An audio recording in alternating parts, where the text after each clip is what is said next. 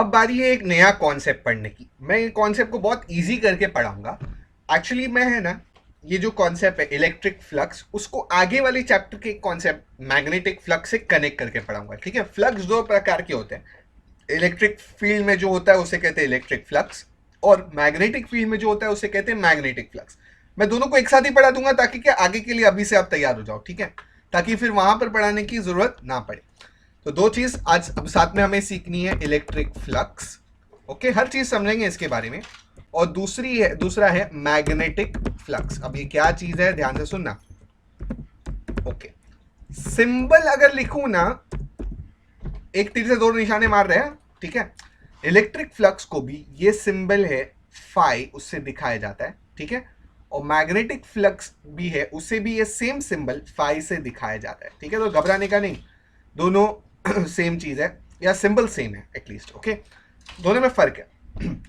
Electric flux कहां पे आएगा, आप बोलोगे सर इलेक्ट्रिक फील्ड में आएगा। करेक्ट, इलेक्ट्रिक फील्ड में आएगा। मैग्नेटिक फ्लक्स कहां पर आएगा, आप बोलोगे सर मैग्नेटिक फील्ड में आएगा। इलेक्ट्रिक फील्ड हम कैसा दिखाते हैं, तो electric field is shown by capital E, magnetic field is shown by B. Okay fine. अब ये जो फ्लक्स है ना, वो क्या होता है, तो अगर हम कोई एरिया ले ले, चलो फॉर एग्जांपल लेट्स से ये एरिया है। ठीक है, एक एरिया है। अगर ये एरिया इलेक्ट्रिक फील्ड में लाई करता है, राइट, इमेजिन करो कि आसपास इलेक्ट्रिक फील्ड है और ये एरिया है। ओके, तो इसमें फ्लक्स होगा। अब आप बोलो कि सर फ्लक्स क्या चीज है, बताओ तो सही, समझाओ तो सही, बातें खाली कर रहे हो, तो मैं सिखाता हूं, ध्यान से सुनो। इमेजिन करो कि अगर हमारा कुछ ऐसा एरिया है, अच्छे से दिखाऊं तो लेट्स इमेजिन कि हमारे पास एक ऐसा, लेट्स से कार्डबोर्ड है। Okay, imagine this is cardboard और प्लेन। कार्डबोर्ड भी बोल सकते हो, प्लेन बोल सकते हो, करेक्ट। सो ये हमारा एक प्लेन है। इमेजिन करो ना, ये ऐसा बराबर मोबाइल के ऐसा फ्लैट सरफेस दिख रहा है, करेक्ट। ओके, तो दिस इज सम एरिया। अगर कलर करके दिखाना चाहते हो तो कलर करके भी दिखा देता हूं, चलो। आप बोलोगे हाँ सर, ये देखो यहाँ पर भी एरिया है, यहाँ पर भी एरिया है, करेक्ट। ओके, तो this is some area. Let's say this area is A stands for area. दोनों केस में यहाँ पर लेट्स से कैपिटल ए, यहाँ पर भी ए इसका एरिया है, सरफेस एरिया है, और यहाँ पर भी कैपिटल ए एरिया है। ओके, अच्छा, आगे बढ़ने से पहले ये एरिया ना will be represented by a vector. Okay, area will be a vector. And area vector कैसा होता है पता है, area vector is always normal to the surface. Normal to the surface मतलब सर्फेस से 90 डिग्री। मतलब फॉर एग्जाम्पल अगर ये एरिया है ना, ये एरिया आपको दिख रहा है, तो ये नॉर्मल होगा, this will be the normal to the surface, बाहर निकलता हुआ। ठीक है, तो यहां पर अगर मुझे एरिया दिखाना है तो चलो कैसा दिखाऊंगा, दिल से दिखाऊंगा। लेट्स अज्यूम कैसा परपेंडिकुलरली बाहर निकल रहा है। ठीक है, तो ये क्या, कौन सा वेक्टर है, आप बोलोगे sir this is area vector A vector. Okay, this is a vector. Fine, any problem, no problem. ठीक है, अब ये जो एरिया वेक्टर है, अब तक देखो कहानी में अब तक एक ही चीज समझी हमने, ये एरिया वेक्टर ऐसा है, और इलेक्ट्रिक फ्लक्स में हमने इसको कहाँ रखा था, एक इलेक्ट्रिक फील्ड में रखा है। मैग्नेटिक फ्लक्स में हमने इसको मैग्नेटिक फील्ड में रखा है। ठीक है, तो यहाँ पर हमने क्योंकि इसको इलेक्ट्रिक फील्ड में रखा है, तो लेट अस शो कि यार चलो यहाँ पर एक इलेक्ट्रिक फील्ड है, करेक्ट। जस्ट इमेजिन करो कि electric field is like this, going from positive to negative, correct. दो प्लेट्स है, पॉजिटिव टू नेगेटिव, तो उस हिसाब से ये electric field is like this. Okay, और electric, this is electric field E vector.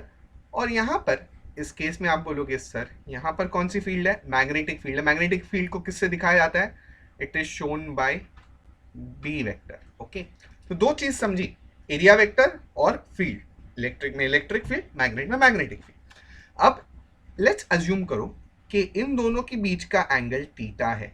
तो what is theta, theta is, आप बोलोगे सर यहाँ पर एंगल बिटवीन किसके, एंगल किसके बीच का, angle between area vector and electric field. Okay, और यहां पर थीटा क्या होगा, तो आप बोलोगे सर यहां जो एंगल है that will be angle between area vector and magnetic field. Correct, simple सी बातें हैं, हम देश में रह करके खुश है। Okay fine fine. तो चलो यहाँ पे टीटा, यहाँ पे टीटा यहाँ ए और ई के बीच का टीटा, यहाँ पर ए और बी के बीच का टीटा। फाइन। तो फ्लक्स क्या है, ध्यान से सुनो। पहले मैं मैग्नेटिक फ्लक्स आपको सिखाता हूँ। एक काम करता हूँ, यहाँ पर एक लाइन बना देता हूँ। ओके, तो मैग्नेटिक फ्लक्स है, बड़ा सिंपल सा चीज है। फाई इज इक्वल टू, बच्चे लोग की बात करूं तो बच्चे लोग बचपन में पढ़ते हैं ए बी। क्या पढ़ते हैं? ए बी सी डी, ऐसा गाना गाते हैं, राइट। हमें भी दो ही शब्द याद रखने, ए बी। तो फ्लक्स क्या है? ए इंटू बी, ए इंटू बी। आप बोलोगे सर इतना आसान, मैं बोलूंगा हाँ इतना आसान। मैग्नेटिक फ्लक्स है ए बी, सिंपल, याद हो गया। पर सिर्फ ए बी नहीं बोलना, एक्चुअली ए बी दो वेक्टर्स है, करेक्ट। तो उनके बीच में एक डॉट प्रोडक्ट लगा देना। अब डॉट प्रोडक्ट क्या है आपको आना चाहिए, ठीक है। तो मैग्नेटिक फ्लक्स क्या चीज है? ए बी, या ए डॉट बी भी जिसे कह सकते हैं। अब इलेक्ट्रिक फ्लक्स क्या है? तो आप बोलोगे सर ए ई, बराबर। मैग्नेटिक फील्ड ए बी था, इलेक्ट्रिक फील्ड ए। बहुत सिंपल है यार, electric flux A E, magnetic flux A B, correct. और यहां पर फ्लक्स को भी मुझे अगर दिखाना है तो I have to show this as a dot product of these two vectors. I hope बहुत आसानी से ये याद करा दिया मैंने आपको, ठीक है। वापस रिपीट करता हूं, electric flux A E, magnetic flux A B, खत्म। और अगर डॉट प्रोडक्ट को सॉल्व करना है तो आपको पता है dot product can be written as A E cos theta. उसी तरह से यहां पर अगर डॉट प्रोडक्ट को सॉल्व करना है तो डॉट प्रोडक्ट हमेशा सॉल्व किया जाता है एज कॉस थीटा, करेक्ट। अगर for example if I have a dot product of P vector dot Q vector, तो हमें पता है that is nothing but P Q cos theta. This comes from that concept. Okay fine. तो flux का बहुत ही आसान, बहुत ही आसान, इजी, वेरी इजी एक्चुअली, हमने कॉन्सेप्ट यहाँ पर पढ़ लिया। दैट इज बेसिकली हमें इस चैप्टर में तो अभी यहाँ पर मैग्नेटिक फ्लक्स की बात नहीं करूंगा, अभी यहाँ पर सिर्फ इलेक्ट्रिक फ्लक्स की बात करूंगा। और इलेक्ट्रिक फ्लक्स हमने देखा it is a E cos theta, ठीक है। मैग्नेटिक फ्लक्स अब नेक्स्ट चैप्टर के लिए, पर अभी फॉर्मूला याद रख लो उसके लिए, ए बी कॉस थीटा बाद में काम आएगा। तो चलो अब थोड़ा फ्लक्स के यूनिट और टर्म्स के बारे में बात करूं तो हमने एक फॉर्मूला देखा फ्लक्स का, it is a E cos theta, correct. Fine. Unit की बात करूं तो फ्लक्स का यूनिट अगर मुझे निकालना है ना तो एरिया का यूनिट क्या होगा? Metre square, correct. Cos theta का कोई यूनिट नहीं होता।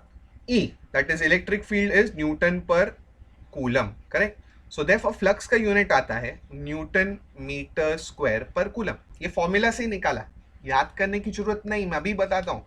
बहुत सारे यूनिट्स है जिसको याद करने की जरूरत नहीं, फॉर्मूला में रखो काम हो जाएगा। देखो कैसा किया, एरिया का unit is metre square, right. Area is measured in metre square. Electric field is newton पर कूलम, पहले भी पढ़ चुके हैं। तो flux is newton metre square पर कूलम।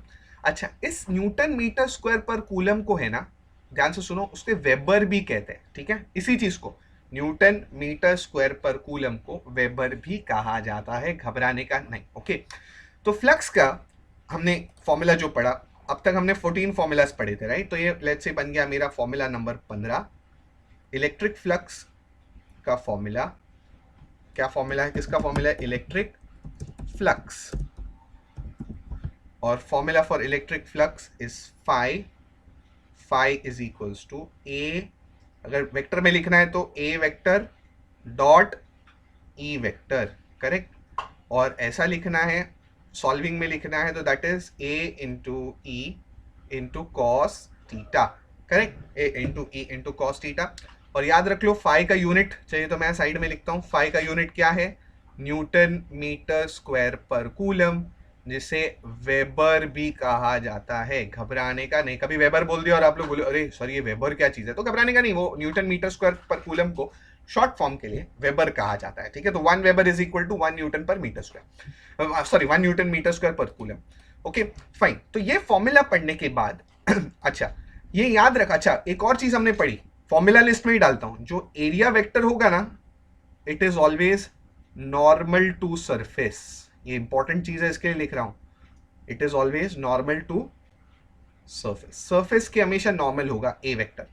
फॉर एग्जाम्पल, चलो फॉर एग्जाम्पल अगर मेरे पास देखो, फॉर एग्जाम्पल जैसा ये सरफेस था, राइट, इससे नॉर्मल मतलब बाहर निकलने वाला, राइट, ऐसा बाहर निकलने वाला। जस्ट इमेजिन अगर ये सिलेंडर लेता हूँ, सिलेंडर मतलब ऐसा सर्कुलर सरफेस लेता हूँ तो भी ऐसा बाहर निकलेगा, ठीक है। और स्पीयर लेता हूँ, ठीक है। वैसे तो मेरे पास एक स्पीयर नहीं है दिखाने को, मैं चाहिए तो एक स्पीयर दिखाता हूँ और स्पीयर में भी इसे दिखाता हूँ कैसा फ्लक्स निकलता है। या एरिया वेक्टर कैसा निकलता है, फ्लक्स तो बाद में दिखा। तो इमेजिन करो ये मेरे हाथ में एक स्पीयर है, स्पीयर मतलब बॉल है, बराबर, छोटा सा बॉल है। अब बॉल में फ्लक्स कैसे बाहर निकलेगा, तो अगर मैं कोई पॉइंट ले लूँ, लेट्स से मैं ये अगर रेड वाला पॉइंट ले लूँ या रेड वाला एरिया निकले लूँ, तो इससे ऐसा बाहर निकलेगा, ठीक है, ऐसा बाहर निकलेगा।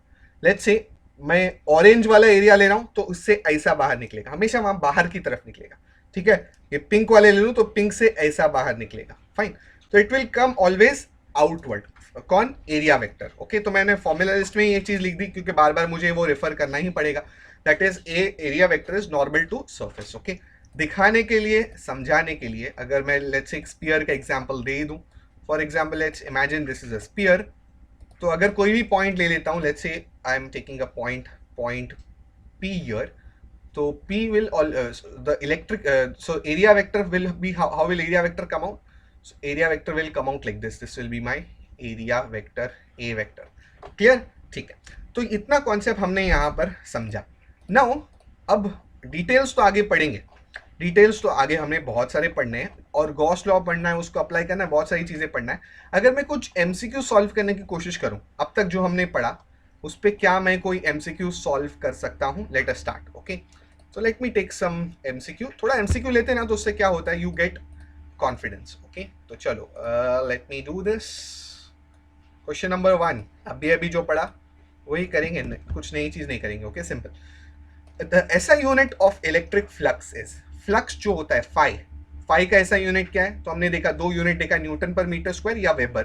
तो यहाँ वेबर दिया है ना, तो मार दो, खत्म, ठीक है। ऑप्शन ए, ऐसा unit of electric flux is weber, okay. Simple सा क्वेश्चन था। Let's do this next one. अच्छा, जो एरिया को हम ए बोल रहे हैं ना, जो हमारी टेक्स्ट बुक है कभी कभी उस एरिया को एस से दिखाती है, ठीक है। टेक्स्ट बुक चाहे एनसीईआरटी की टेक्स्ट बुक हो, चाहे ये नोट्स वाली टेक्स्ट बुक्स हो, okay. Come on, let's see. तो एरिया को लोग एस बोलते हैं, घबराने का नहीं, ओके। हम एरिया को ए बोलेंगे, no tension. Let's do this question. The surface S, so एक वेक्टर के साथ दिया है, एस को मतलब एरिया है, बराबर। तो area vector is basically 10 j cap, this is area vector, kept in an electric field. So electric field vector is given to me as 2i plus 4j plus 7k, okay. How much is the flux coming out to the surface? How much flux मतलब flux कितना है? तो देखो, vector बोला है, हमारे पास flux के कितने फॉर्मूले हैं? हमारे पास फ्लक्स के दो फॉर्मूले हमने पढ़े, एक तो वेक्टर के फॉर्म में, नीचे वाला स्केलर के फॉर्म में। तो आप बोलोगे सर ऊपर वाला लगाने का, क्योंकि वेक्टर है, करेक्ट। सो मैं बोलूंगा phi is equals to A vector dot E vector, okay. So इन दोनों वेक्टर्स का डॉट प्रोडक्ट निकालना है, शुरू हो जाओ। A vector will be 10 j cap, this will be dotted with 2i plus 4j plus 7k, okay.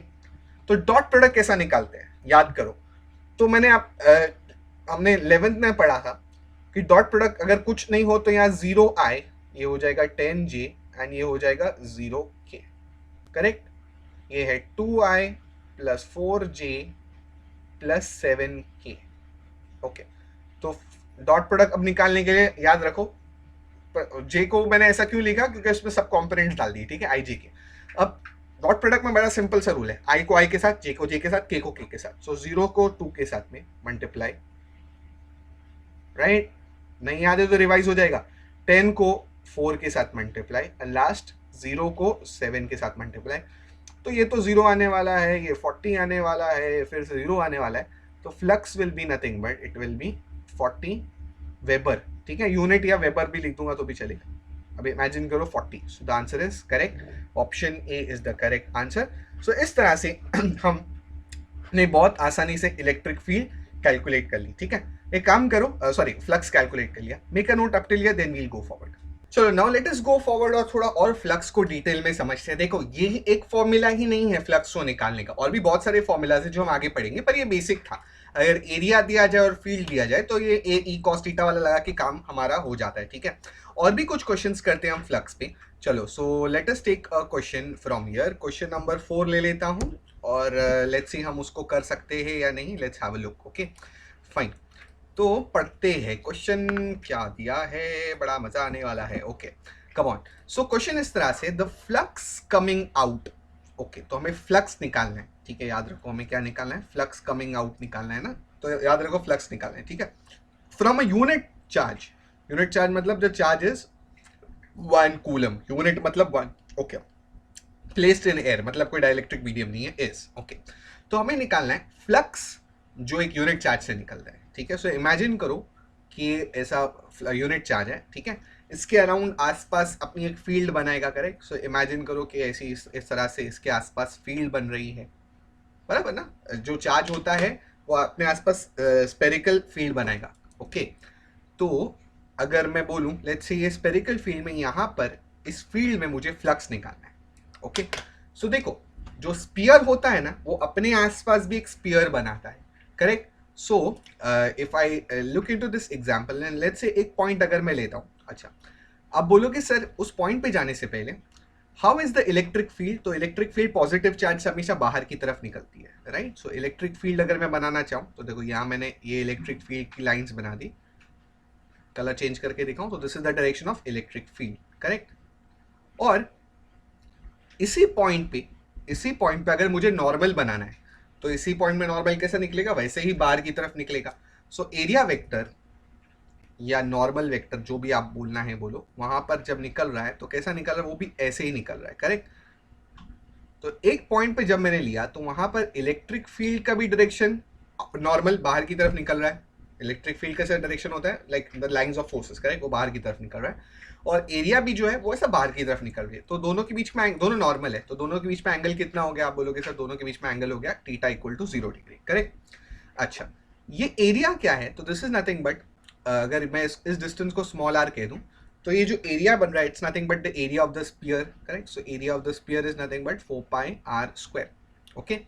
Now electric field due to a point charge, sorry वो भी हमें उसका फॉर्मूला पता है, राइट। इलेक्ट्रिक फील्ड एक पॉइंट चार्ज की वजह से इस पॉइंट पे इलेक्ट्रिक फील्ड कितना होगा, 1/4 pi epsilon naught q upon r square, correct. This is nothing but the formula of electric field. हम इस पॉइंट पे electric field due to a point charge निकल रहे तो ये फॉर्मूला लगेगा। तो चलो आपको सब कुछ पता लग गया तो फ्लक्स निकालते हैं। तो क्योंकि हमें वेक्टर नहीं स्केलर में करना है तो flux is equals to A E cos theta, okay.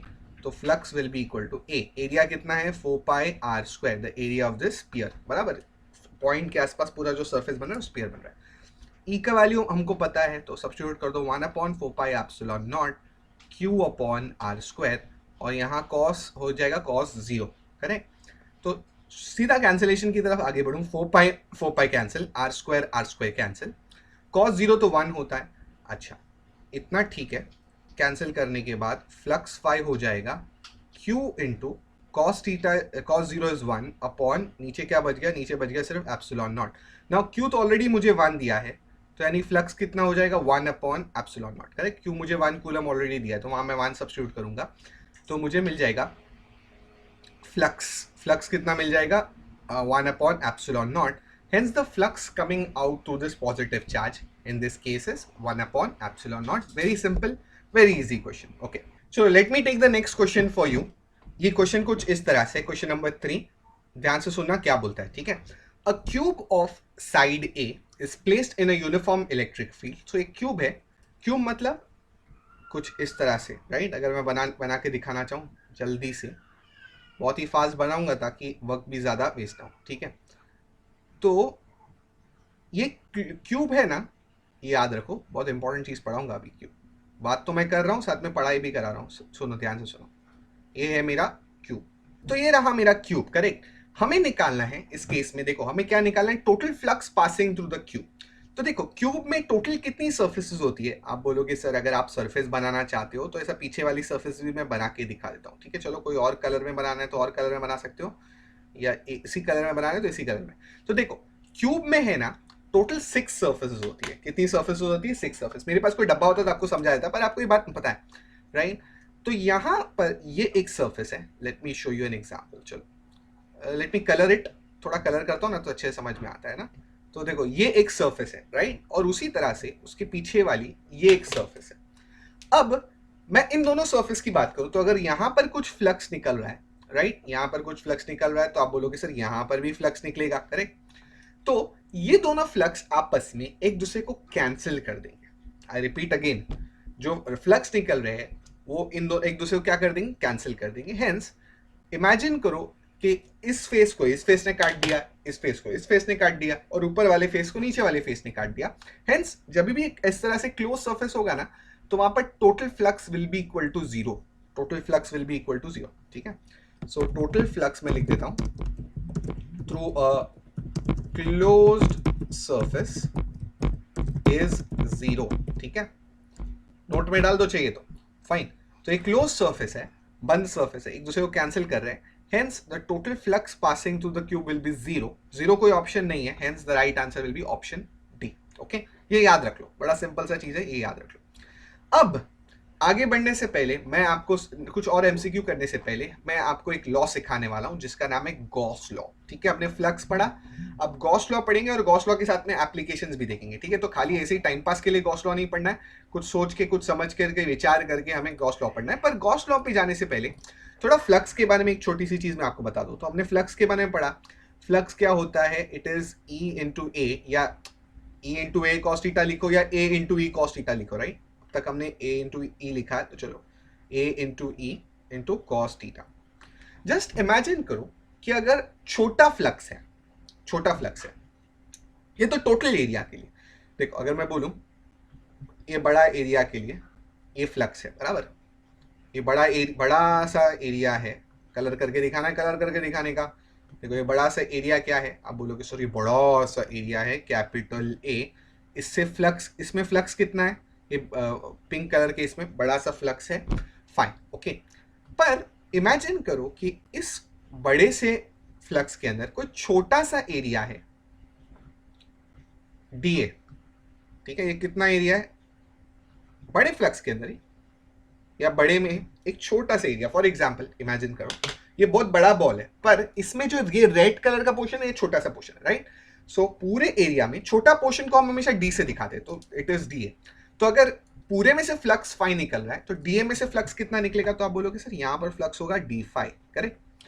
तो अगर डी फाई का मुझे फॉर्मूला लिखना है तो आप बोलोगे सर ये फ्लक्स को छोटा कर दो, एरिया को कर दिया मैंने डी ए, ई और कॉस थीटा तो वैसा का वैसे ही रहने वाला है, इसको थोड़ा अरेंज किया तो छोटा flux will be equal to E cos theta into D A, correct.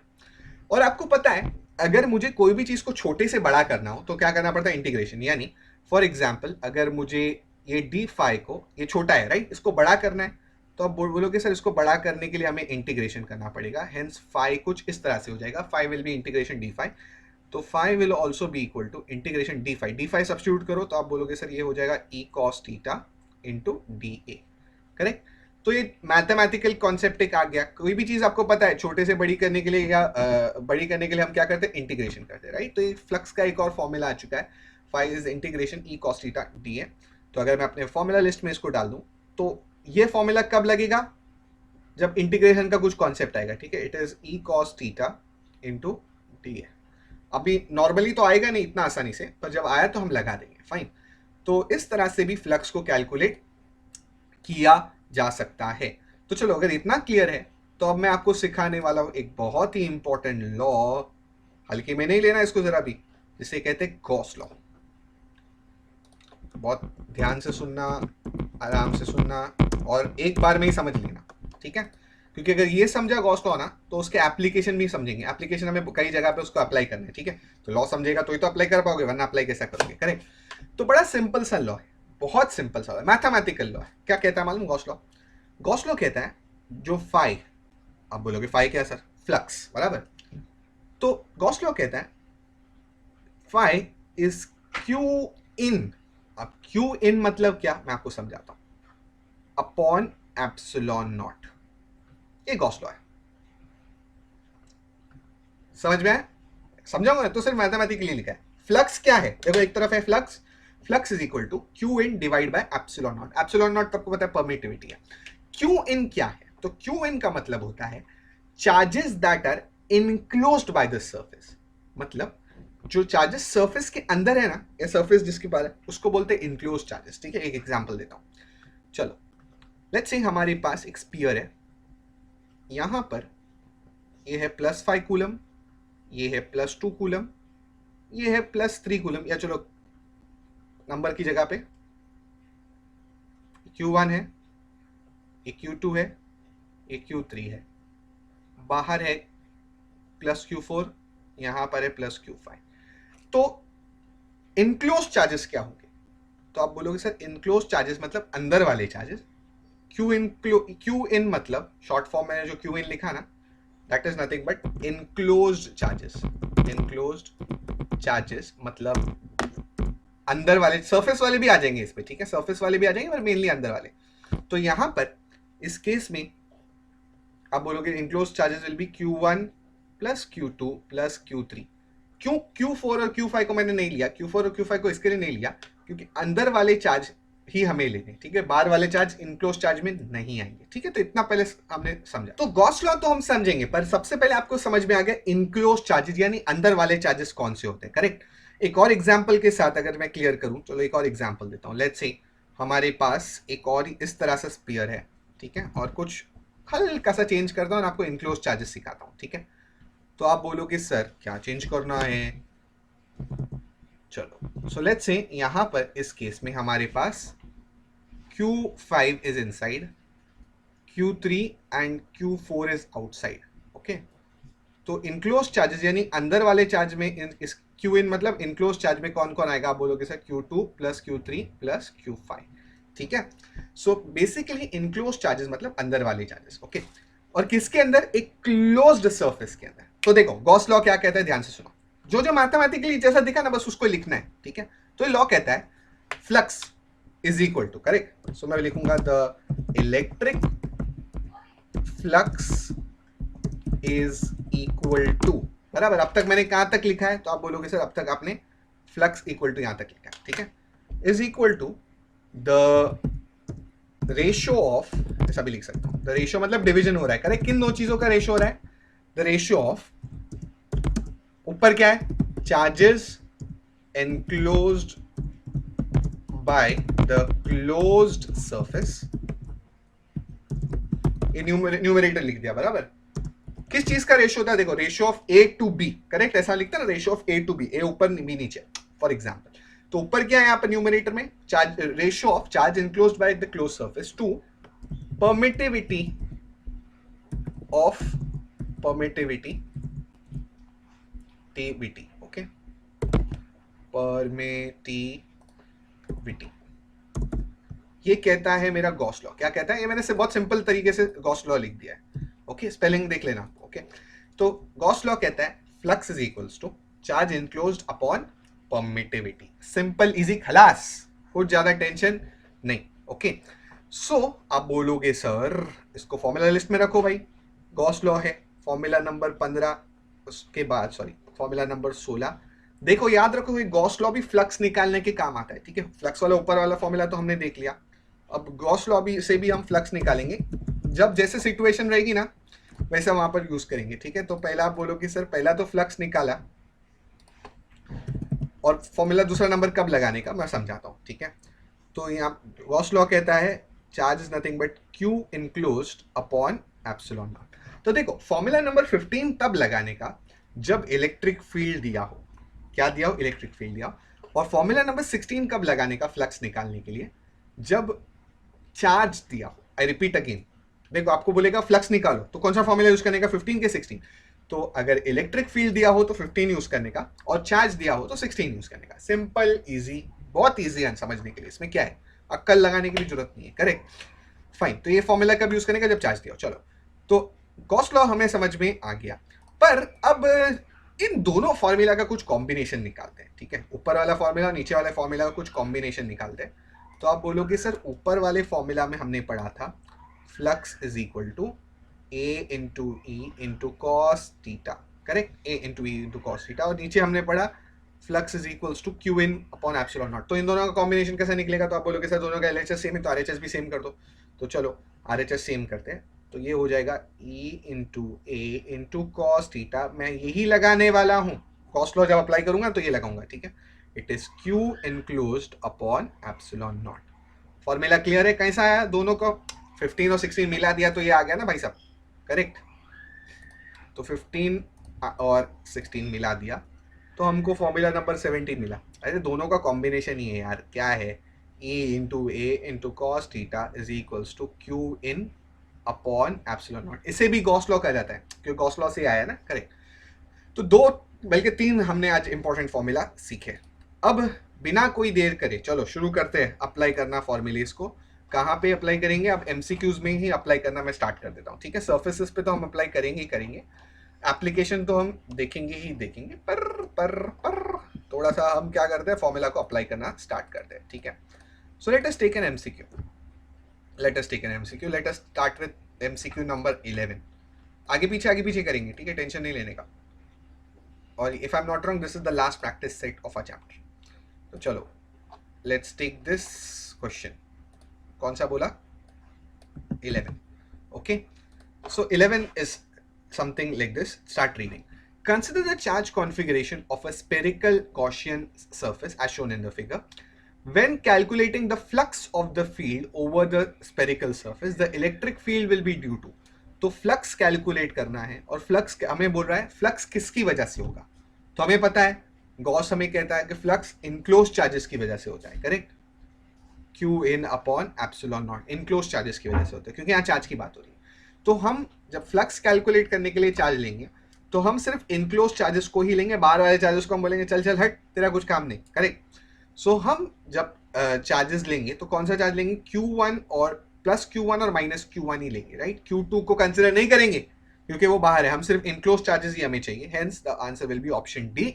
हम सिर्फ Q1 और माइनस Q1 को ही कंसिडर करेंगे। ओके फाइन, अच्छा ठीक है, चलो लेट्स गेट स्टार्टेड। थोड़ा सा और आगे बातें करूं, बातें करता हूँ। बातें करने में क्या जा रहा है यार, चलो चलो चलो अब कुछ और सोचते हैं।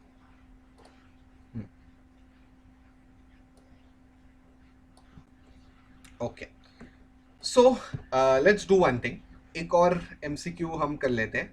लेट मी डू दिस, और हाँ let me do this one. 12 के बाद 11 के बाद let's say take 12। Okay come on, interesting question है। क्वेश्चन नंबर 12 कुछ इस तरह से जा रहा है। Q1, Q2, Q2, Q3, Q4 are the charges as shown in the figure in a spherical Gaussian surface of radius r। बराबर एक सरफेस है, Gaussian surface है, और ये सब हमारे चार्जेस है Q1, Q2, Q3 and Q4। Okay, which of the following is according to Gauss law। तो कौन सा है according to Gauss law? तो Gauss law में आप देख रहे हैं कुछ इंटीग्रेशन E भी आ रहा है और Q भी आ रहा है, करेक्ट। सो E भी आ रहा है और Q भी आ रहा है, तो कौन सा फॉर्मूला मुझे सोचना पड़ेगा? मुझे E भी आ रहा है और Q भी आ रहा है, मतलब इस फॉर्मूला के बारे में सोचना पड़ेगा, करेक्ट। मतलब ये वाला बेसिकली इसका कॉम्बिनेशन और इसका कॉम्बिनेशन। ओके, इमेजिन करो cos थीटा 0 है तो E cos थीटा डी है, तो उसको वहीं से बना लेता हूँ। तो आप बोलोगे sir E cos theta d A is equals to q in upon epsilon naught, correct. ये फॉर्मूला हमारा उन दोनों कम चीज को कंपेयर करके बन सका। अब आप बोलोगे सर ऑप्शंस देखो, तो ऑप्शन में सबसे पहले आप बोलोगे सर इस साइड में क्यू इन कितना है, तो क्यू इन में आएगा Q1 भी आ जाएगा, Q2 भी आ जाएगा, Q3 भी आ जाएगा, Q4 भी आ जाएगा, राइट। तो this will B Q1 plus Q2 plus Q3 and last में Q4। सो यहाँ ये साइड मतलब ये सही दिख रहा है, ये दोनों तो सही नहीं हो सकते ऊपर वाले, क्योंकि वो दोनों Q4 को कंसिडर नहीं करते। ये वाला सही दिख रहा है, इसका RHS सही दिख रहा है, पर इन सब चार्जेस की वजह से एक इलेक्ट्रिक फील्ड आएगी E1, E2, E3, E4। But यहाँ देखो ये लोग सिर्फ E1, E2, E3, E4 नहीं ले रहे। अगर E4 भी ले लेते ना ऐसा तो फिर सही होता, right. Therefore the right answer is, इन तीनों में से कोई भी सही आंसर नहीं है। अगर E4 लगाते तो वो सही होता, राइट। चार चार्जेस की वजह से चार इलेक्ट्रिक फील्ड आ रही है, करेक्ट। सो इस तरह से none of the above is the answer to question number 12।